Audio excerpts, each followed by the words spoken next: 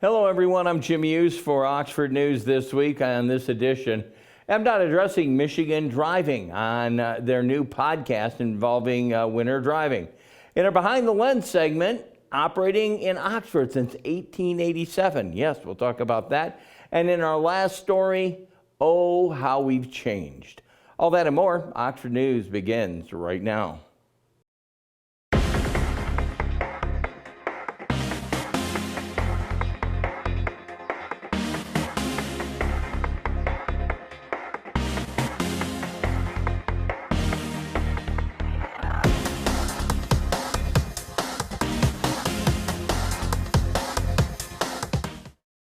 Six organizations bid for a review. The Oxford School Shooting Emergency Response. Oakland County officials are weighing bids from six risk management organizations vying to perform an independent review of the emergency response to the 2021 Oxford High School tragedy.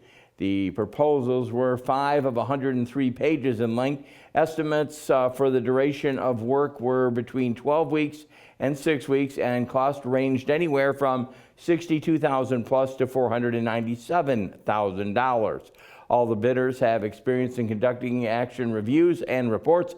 One of the bidders, Guidepost Solutions, reviewed the attack actually for the Oxford Community School System. That is a 572-page report that was reviewed in 2023, focused on the role of the school officials in the days leading up to the day of the mass shooting.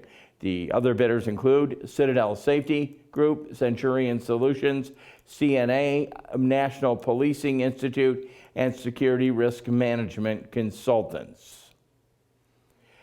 The North Oakland Concert Band presents its annual holiday concert. That's up and coming, Fireside Christmas, starting again on the 13th of December, and that'll be at 7 o'clock in the evening. The concert is sure to get guests in the mood for the holiday spirit, and highlights include The Eighth Candle by Steve Resistor, and Jingle Bells, a setting by Morton Goulda, edited by Mark Rogers. The concert is at the Christ Redeemer Catholic Church on Walden Road in Orion Township. Small ensembles will also be playing to greet the audience starting at around 6:30 in the evening. Concert is free to attend, but a donation is always appreciated. The North Oakland Concert Band has more than 80 musicians in one of Michigan's leading wind ensembles. Under the direction of Annette Klein, the band performs a variety of classic and modern concert band music. That concert again on the 13th of this month. Also looking at the Oxford Township Parks and Rec Department launching a brand new registration system. It all starts on the release of the Winter 2024-25 brochure. All participants will have to create a new household account to register for the program. And the fact they are online, events and facility rentals, please create your own household account prior to December 11th for ease at registering these programs. Again, we have a website that's probably below my face right now. On the front page, you can create your account. Once the account is created, follow the prompts to set your household account. Wednesday, December 11th, you'll be able to register for programs, events, facility rentals, online registration. You can also use various amounts of different credit applications, American Express, Discover, Visa, MasterCard. No extra fees for online registrants. Please note that if you call or come in to register, the process of creating a new household will take some time. To be patient. Again, this is going up online very soon to make it a little bit more convenient for your dealing with the Parks and Rec. Again, their website should be right below my face here. On this week's episode, MDOT of Talking Michigan's Transportation podcast, Brad Weiferich, Director of the Michigan Department of Transportation, talks about the background of overseeing the development and design of road projects and challenge of balancing mobility and safety in one. With the strong winds churning up, lake effect snow in Michigan's western lakeshore, police agencies have reported dozens of crashes already. Despite the ongoing messages from law enforcement and safety advocates, drivers often fail to drive to the conditions that are relevant. Weiferich talks about the officials learning the study that was conducted after a 193 vehicle pileup on 94 near Galesburg resulted in the Michigan State Police issuing 58 citations in that crash. The legislature following half of the state's approved bills allowing to use of safety cameras in work zones. Again, the challenges in transportation is ongoing until 2025. Check out their podcast. Again, that's right below my name. It should, or below my face here. You should be able to log on and enjoy that podcast and find out some more information about Michigan roadways. Oxford, around 24 people gathered at Excel Cleaning Brothers in Oxford to celebrate the Oxford Chamber of Commerce Obrecht Bridge holiday lighting of the bridge on was Monday, the 25th of November. Chamber Executive Director Amy Desautels thanked guests for attending the lighting on what was a damp evening.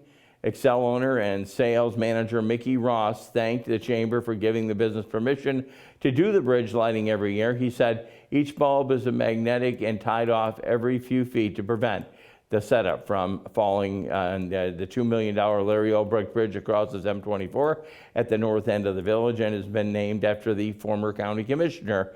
The bridge will be lit into the brand new year. Again, Chamber of Commerce very happy with seeing that. It's kicking off the holiday season. Oxford Township, the fire department specifically so, has some brand new equipment to fight EV fires. The electric vehicle fires, a $2,490 grant from the Auto Club Group, ACG for short foundation, allowed the Oxford Fire Department to purchase a Bridge Hill Car Pro X. This is a blanket designed to contain and suppress EV fires. Transformer piercing nozzle deluxe kit with EV capability. According to the news release from the Oxford Township, the ability to adapt, and this is crucial in our new line of work. The ACG Foundation grant was researched and written by C.J. Carnacchio, Oxford Township's communication and grant manager. Adding a fire blanket to its arsenal will enable the Oxford Fire Department to handle a unique challenge and a serious danger posed by EV fires. These types of fires can actually spread quite quickly, be extremely difficult to extinguish using only traditional firefighting techniques. According to the township, the Pro X is capable of covering normal-sized vehicles, including sport utility vehicles.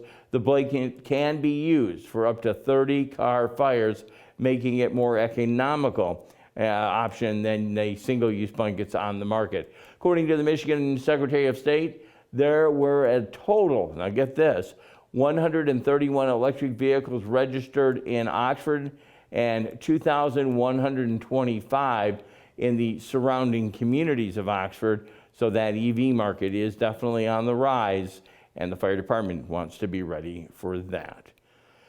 Oxford Fire Marshal Benjamin France was out on Saturday morning in the downtown Oxford area during the Oxford Fire Department's boot drive, collecting money for the annual Shop with a Hero event that always takes place early in December. Firefighters use the funds to purchase gifts and for deserving kids and families.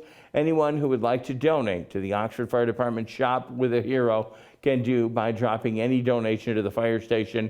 Again, they're located at 96 North Washington Street. Again, if you'd like to help out with that. The Oxford Chamber of Commerce will host the annual Oxford Christmas Parade. And again, by the time you see our newscast, it might have already been down the streets and Santa might have already touched down.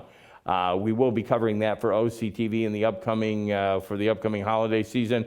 But again, a lot of festivity, floats, school, sports teams, clubs, everybody gathers in the downtown streets of Oxford to welcome the jolly old elf from up north.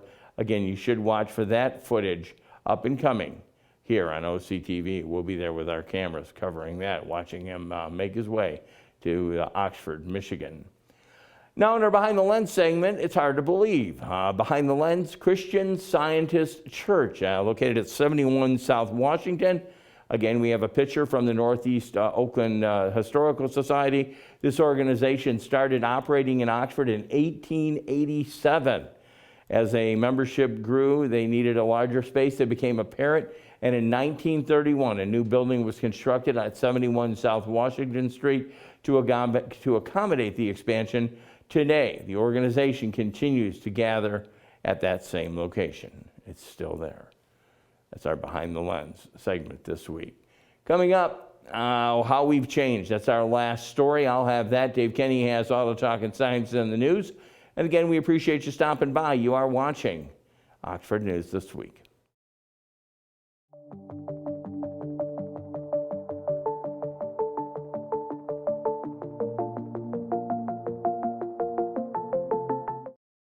Hi, I'm Peyton Manning, and I'm partnering with the American Red Cross this year to tackle blood shortages.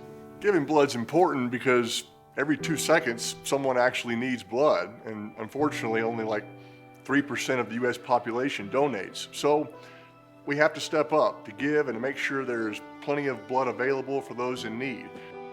Visit redcrossblood.org to get in the game and make an appointment to give.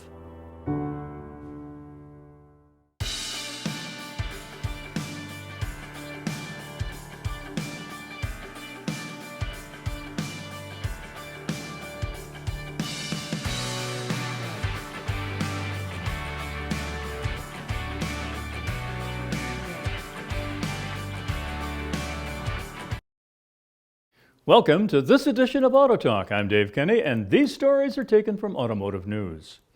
Both stories are recalls. General Motors is recalling over 132,000 heavy-duty trucks because of a tailgate with a power lock that might short-circuit and unlatch unexpectedly.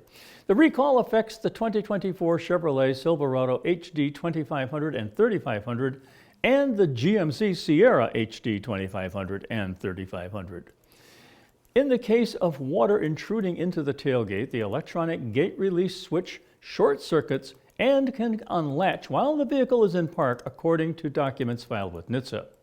If the driver fails to manually close the gate before driving, cargo in the truck bed could fall out, creating road hazards and increasing the risk of a crash. The recall is linked to a prior recall initiated on August 20th. GM's Speak Up for Safety program received a report in mid-July regarding a 2024 Sierra HD 3500 tailgate that unexpectedly opened and struck a trailer. However, this vehicle was manufactured outside the production window of the earlier recall. Further investigation by GM revealed an elevated rate of field claims for vehicles built between August 1st of 2023 and March 8th of 2024, coinciding with a production change in the touchpad switch assembly sealing process of the tailgates. By March 8th of 2024, switches sealed with butyl tape were fully implemented in GM assembly plants. GM received 237 field complaints about tailgates opening unexpectedly while driving between September of 2023 and 2024. The faulty parts were manufactured by LS Automotive Tech in Troy, Michigan. GM has reported no crashes or injuries related to this issue for vehicles within this production period. To resolve the problem, dealers will replace affected parts with improved materials to prevent water intrusion. GM will reimburse owners for repair costs. Dealers were notified in late November, and owners will be notified beginning January 13th of 2025. And in our next recall, Hyundai is recalling over 226,000 light vehicles in the U.S. and another 48,500 in Canada because of rear-view camera failures that may reduce visibility, while in reverse, increasing the risk of injury to bystanders. The recall affects the 2021 to 2022 Hyundai Santa Fe HEV, Elantra and Elantra HEV, as well as the 2022 Hyundai Santa Fe PHEV and Elantra N models.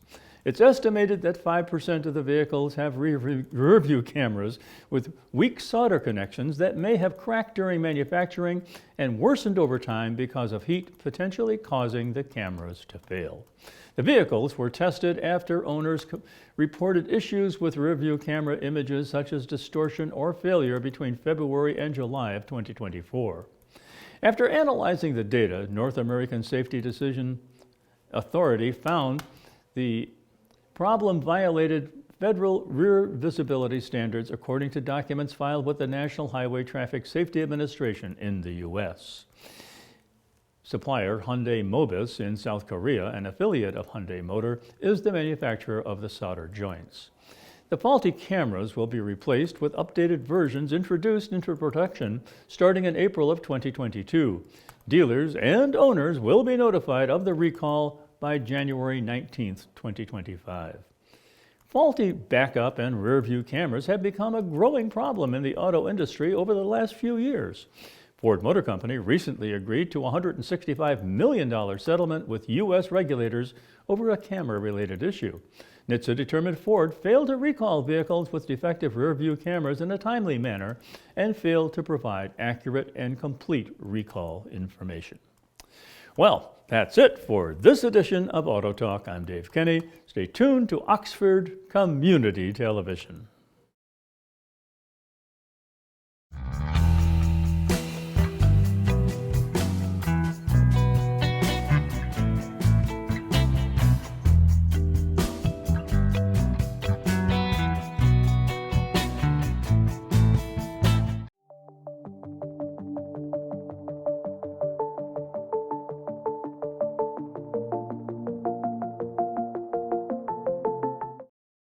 Hi, I'm Peyton Manning, and I'm partnering with the American Red Cross this year to tackle blood shortages.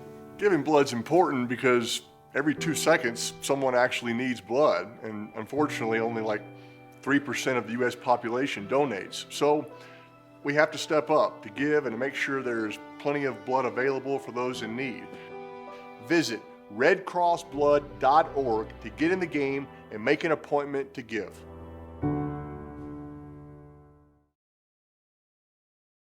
Welcome back to Oxford News this week. And in sports, Tristan Krejciarski is a 2024 MHSAA Diving State Championship. The score there, 432.6.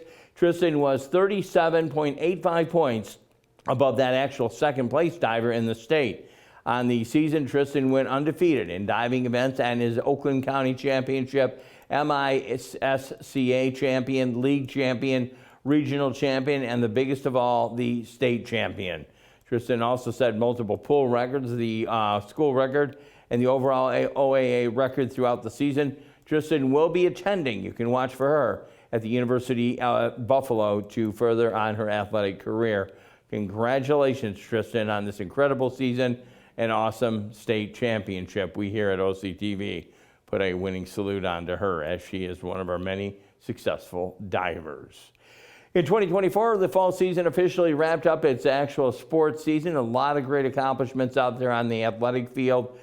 Just to name a few, we definitely want to congratulate our football team and other programs that made it. Starting off with cross country, the Oxford boys cross country team finished their regular season in third at the OAA Red Division with 40 league points.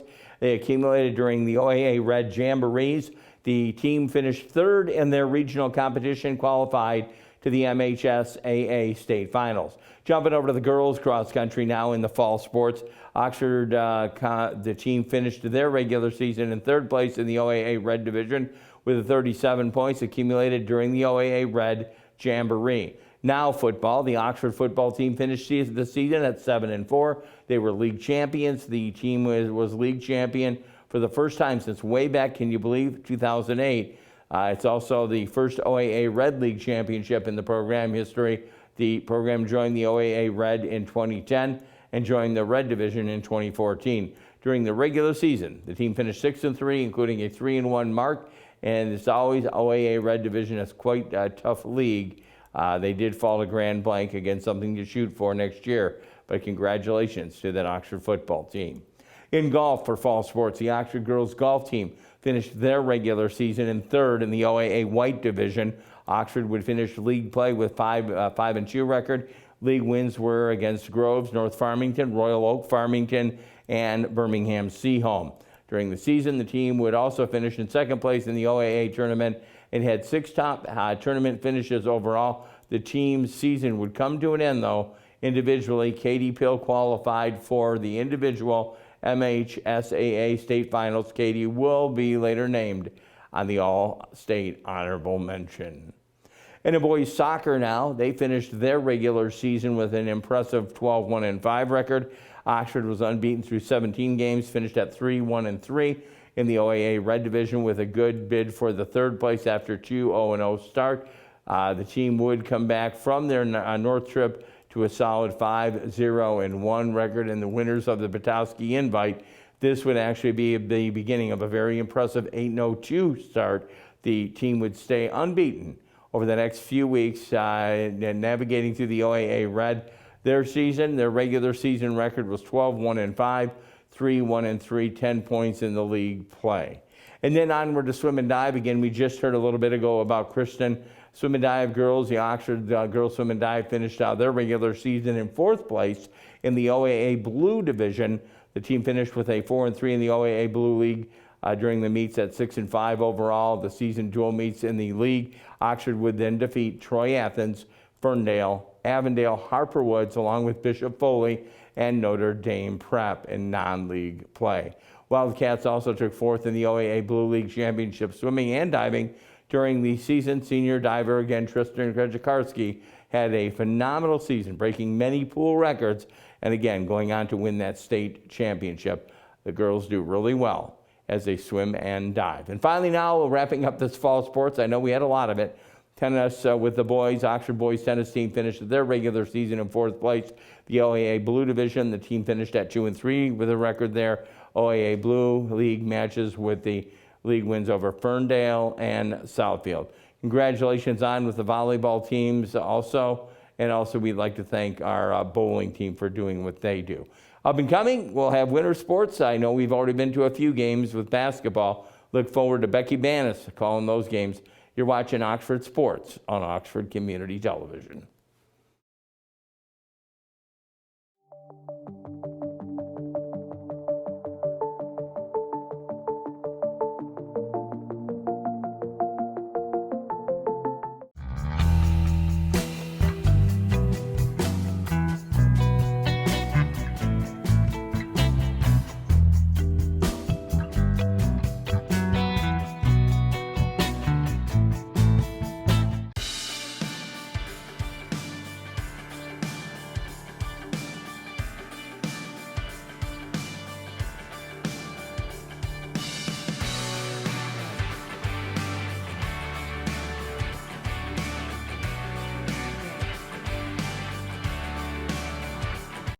Welcome to Science in the News. I'm Dave Kenny, and this story is taken from New Scientist.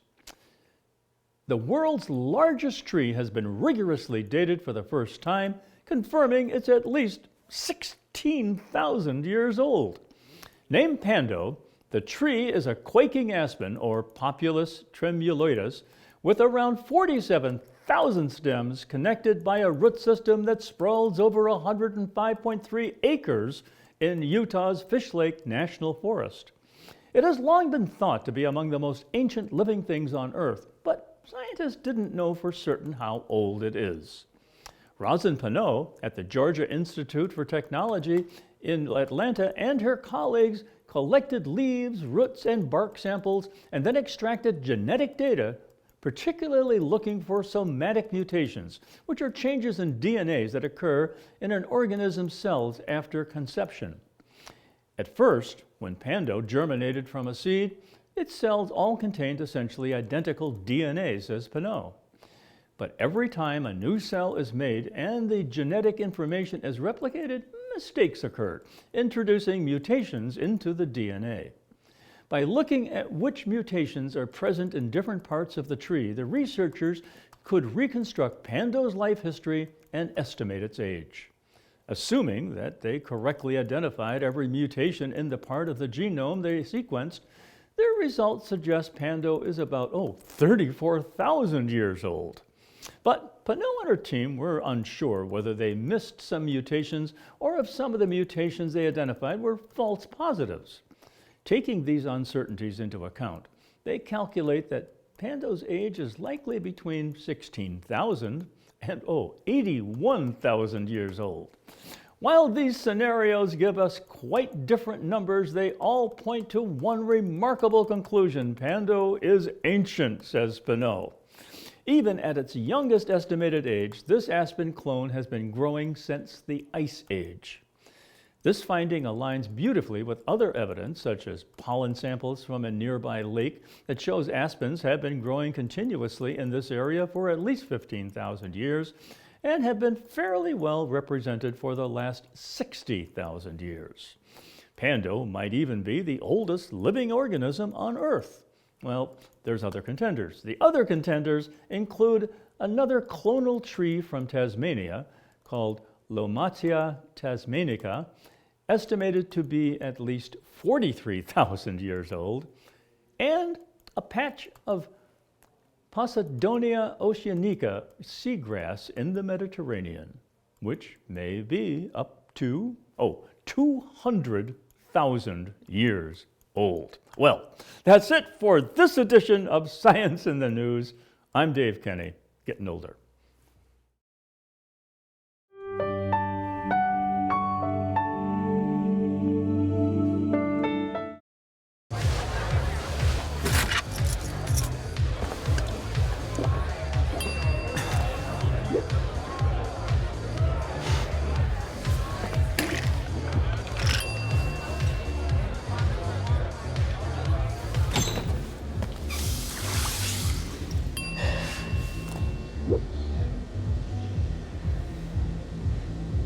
If you need to do something to feel okay to drive, you're not okay to drive.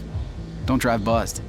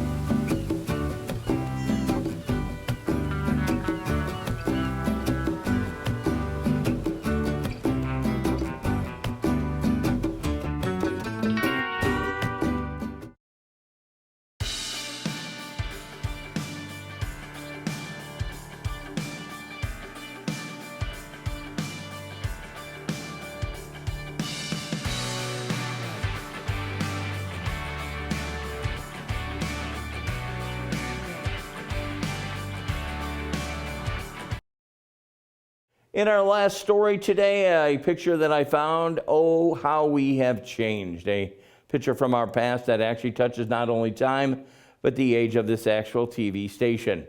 From one of my many trips to the auto show with Terry in Detroit, Oxford Community Television has gone from a small platform to many, catering to its community and those far and away.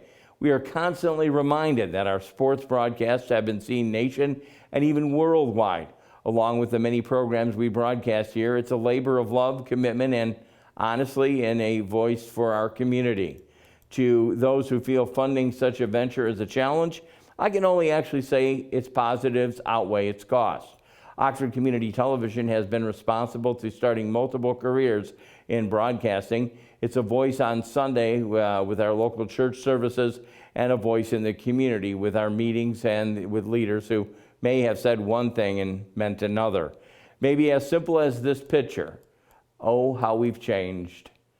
Oh, how we've changed.